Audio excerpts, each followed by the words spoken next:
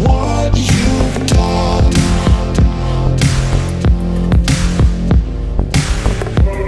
I think we really need to talk about it one-on-one.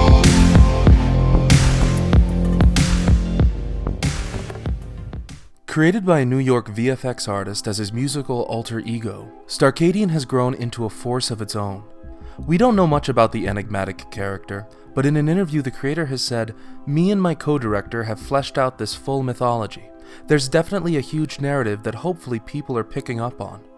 Deciphering the complex narrative by identifying flashes of imagery and meaning across the half-dozen existing videos is a challenge, but I'm going to gather together what we do know and see if we can unravel some of the mystery that is Starcadian, where he comes from, what he is, and ultimately, what he wants.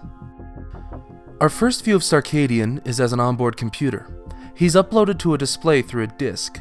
We know very little about his motives, but what we do know is that he's represented by a metallic polygonal face and can manifest fully formed in a digital landscape, upload to digital devices, and even integrate with a human host, granting unknown powers and abilities. The mysterious and ubiquitous disk acts as either a container for Starcadian or a doorway to the digital inner space where he originates. It has the power to force people into that dimension, creating a polygonal version of themselves. It also bears the sigil of Starcadian. The same emblem appears on the spaceship and the musician he inhabits. We know very little about the pilot navigating the spaceship. Was he going somewhere, or was he escaping something? He appears human and the ship has recognizable numbers on its keypad.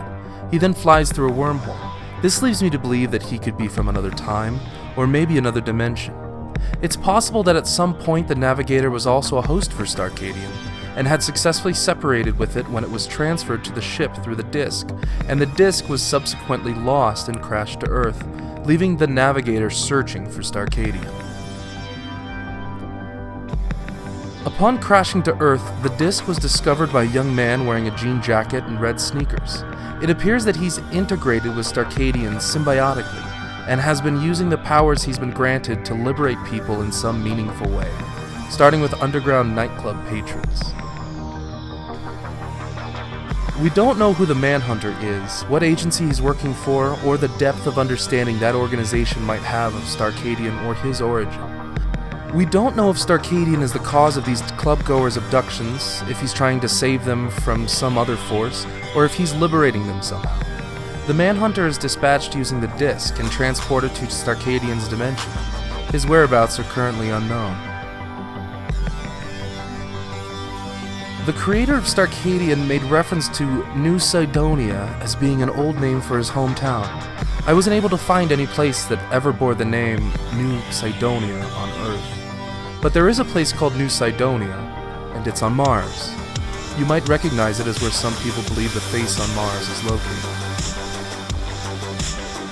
We don't know the relevance of the Midnight Signals video store, but Starcadian, as a being capable of inhabiting digital media, could possibly duplicate and distribute himself. Or in some other way, this could be his base of operation.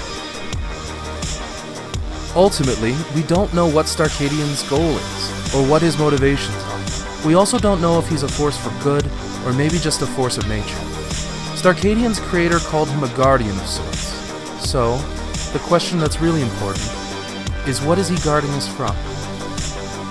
Eerie, layered, pulsating synths and vocoder vocals invoke the same captivating feeling as Starcadian himself, and feeds a deep nostalgia for a time long past and still yet to come.